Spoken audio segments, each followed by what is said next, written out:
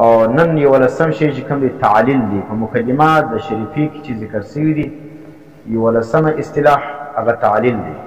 تعلیل څه ته وایي؟ تبیین علت الشی، بیانول د یو شی علت، د یو شی علت چې بیان کې دې ته څه ویل کېږي؟ تعلیل ویل کېږي. ښه د هغه وروسته بیا موږ وایو علت، تبیین علت الشی، نو بیانول د یو شي د علت، د علت څه ته وایي؟ علت وایي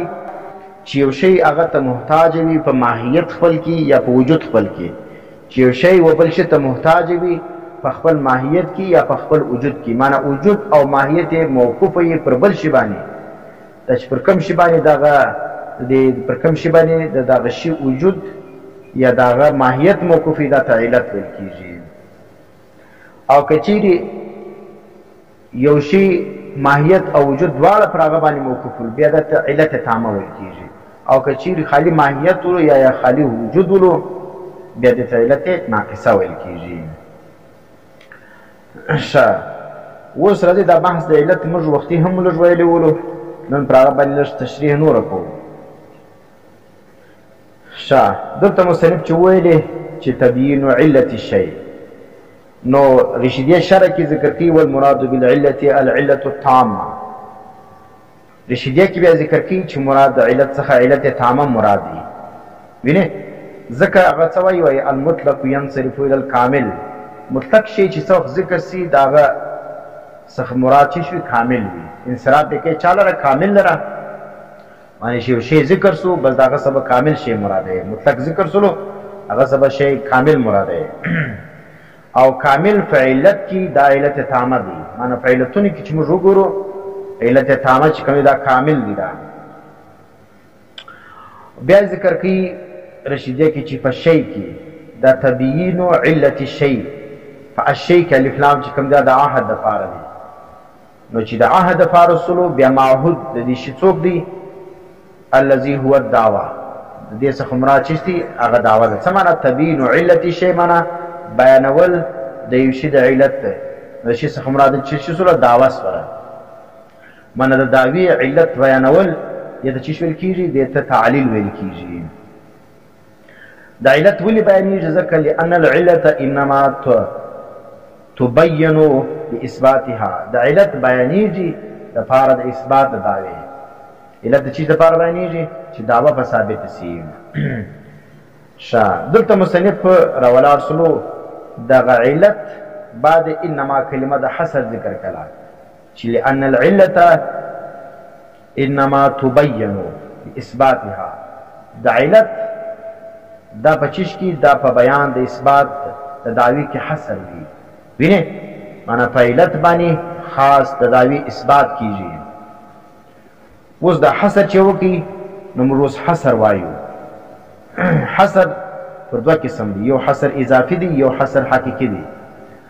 د هغه مخکې به موږ ووایو چې دلته د حصر څه ته وایي، اول بحث د حصر موږ وایو. حصر په لغت کې څه ته وایي او بیا د حصر اقسام څه دي. په هغه اقسامو کې د حصر اضافي او حصر عقلي به موږ وایو. بیا نو حصر په لغت کې وایي منع کولو ته، بندولو ته وایي، او قلې ته په هغه وجه حصار ویل کېږي چې په دې قلې په وجه باندې دشمنان چې کوم دي هغه د اوسېدونکو څخه منع وي یا منع کوي یې، چې پر کوم کور باندې کیله راګرځېدلې وي یا پر کومو کسانو باندې کیله موجوده وي، هغه کسان د دشمن د حملې څخه چې شي محفوظ وي او دوی محصور وي. نو حصر دا کیله ته وایي. د دې حصر مشهوره درې قسمونه دي، یو حصر عقلي دی، یو حصر قطعي دی، یو حصر استقرایي دی. حصر عقلي څه ته وایي؟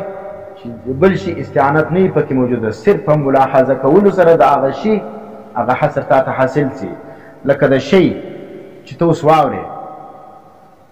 نو دا شی چې کوم دا حصر دی په موجود او په معدوم کې، نور افراد نه لري. بس شی بیا موجود وي، اوس دلته شی سته شی نسته. د شی چې دی دا محصوره دی، دا حصر دی په دوه شانو کې چې هغه کم کم دی، یا به موجود وي یا به معدوم وي، بل فرد نسته. دا ته حصر عقلي وایي. حصر د عقل دا تقاضا کوي چې دا شی چې کوم یا به موجود وي یا به معدوم وي. دویم چې کوم دی حصر قطعي دی چې یو شی حصر وي هغه حصر حاصل شوی په دلیل سره حصر حاصل شوی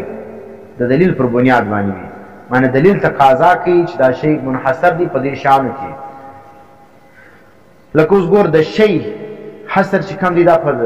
واجب کې په ممکن کې او په ممتنع کې اوس شی چې موږ ووایو نو شی به یا واجب وي یا به ممکن یا به ممتنع د دې بغیر بل شی نشي جوړولی په دا درو شیانو کې د شي حصر کېدل دا حصر قطعي دی دا په دلیل سره ثابته ده ولې شی به واجب وي وینې یا به ممکن وي یا به ممتنع وي بس یا به خپله واجب الوجود لکه څوک لکه ذات د باري تعالی یا به ممکن وي چې بل چاته محتاج وي لکه دا ټول مخلوقات یا به چیش وي یا به ممتنع وي ممتنع څه معنی چې د هغه وجود نشي کېدلی لکه شریک دی باري تعالی نو خالق دی مخلوق دی او شریک د باري تعالی دی د کائنات کې دغه درې شیان دي ټیک شو نو اوس شی چې کوم دی د حصر سلو په واجب کې په ممکن کې او په ممتنع کې او دغه حصر چې د شي رالی په دې درو شیانو کې دا حصر حاصل سوی دی په دلیل سره نو د چې شول کېږي حصر قطعي ویل کېږي کم حصر چې د دلیل پر بنیاد باندې وي هغه ته حصر قطعي ویل کېږي او دریم چې کوم دی حصر استقرایي دی حصر استقرایي څه ته ویل کېږي چې یو شی په څو افرادو کې ته حصر کې لیکن ستا تتبع ستا تلاش در هغو آفاتو تجاوز نه کوي وینې تا چې تتبع وکړه سرچ دې وکړي تلاش دې وکړي تا ته د هغه افراد 10 میلاو سو 20 میلاو سو ته وایه چې د دې افراد څو دي 10 دي یا 20 دي لیکن امکان لري چې نور افراد هم بل ځای موجود وي نو اوس که چېرې تا ته نور نصف میلاو تا دغه شی حصر کړي په دې څو افرادو کې نو دا ته حصر استقرایي ویل کېږي ځکه دا حصر د تتبع او د تلاش بعد په دې افرادو کې دا حصر سلو نو لکه اوس ګوره ثلاثي مجرد 6 بابونه وینې لیکن بابونه خو نور هم راځي لیکن په د شپږو کې د دې حصر چې دی دا حصر استقرایي دی دا موږ چې تتبع وکړه تلاش مو وکړي نو دغه 6 باب چې کوم دی هغه موږ ته د ثلاثي مجرد دا میلاو سلو اوس راځو موږ د علت تعریف لره او د هغه اقسام ووایو علت څه ته وایي تاسو وګورئ شریفیه کې ما يحتاج الیه شیء فی ماهیته او فی وجوده علت څه ته وایي هغه دی چې محتاج وي شی هغه لره په خپل ماهیت او په خپل وجود کې په پوه شوئ که نه څه شوه چې یو شی په خپل وجود او په خپل ماهیت کې و کوم شي ته محتاج وي هغه شی د ده دپاره علت دی او که چیرې یو شی د هغه دپاره هغه شی په خپل وجود او په خپل ماهیت دواړو کې هغه شي ته محتاج ولو بیا دی چې شو کېږي دې ته علت تامه ویل کېږي او که خالي په وجود کې وي یا په خالي په ماهیت کې بیا علت ناقصه ورته ویل کېږي نو اوس په دې پوه شه علت کامله څه ته ویل کېږي چې یو شی په خپل وجود او په خپل ماهیت کې په دې دواړو کې د موجود چې شي محتاج وي هغه شي لره دا ته علت تامه ویل کېږي ښه دا تعریف چې کوم دا فریض د حکماو دی حکماو دا تعریف کوي چې علت ما يحتاج الیه شیء فی ماهیته او فی وجوده وجميعه علت تامه دا دوار ترې چې شول کېږي علت تامه ویل کېږي او اصولین څه وایي اصولین وایي علت تامه چې کوم دی هغه صرف فاعل دی هغه چیز دی دا فاعل دی دا ما د یو شي لپاره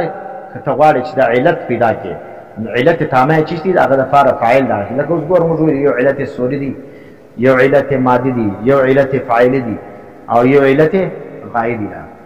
نو اوس په دې ګوردو کې چې کوم صحیح علت دی کامل دی هغه چیز دی علت فاعلي دی دا فاعل چې کوم دی هغه د دې لرګي څخه ټیبل او دغه صورت او دغه غایه چې کوم هغه په وجود کې راځي نو خلاصه چې څه د اصولین په نسبت باندې فاعل چې کوم دی دا علت وي او د حکماو په نسبت باندې چې کوم شی بل شي ته محتاج وي وینې په خپل وجود کې یا په خپل ماهیت کې نو چې کوم شی ته دی محتاج دی هغه شی د لپاره علت دی اوس موږ د علت اقسام وایو چې شی به د بل شی سره چې کوم تعلق لري دا به داخل وي یا به خارج وي که داخل و نو دې ته رکن ویل کېږي لکه رکوع ګوره اوس د رکوع بغیر خو لمونځ نه کېږي په پوهېږې که نه پوهېږې نو چې لمونځ نه کېږي او دا داخل د په لمانځه کې نو دا څه شول کېږي رکن ویل کېږي او اوس چې بیا راسې خارج لره مؤثر دی په دې شي کې که غیر مؤثر دی که مؤثر ولو په شي کې لکه نکاح چې په حلت کې مؤثره ده معنی چې نکاح راله بیا حلت ته دې ښځې راځي او که چیرې غیر مؤثر ولو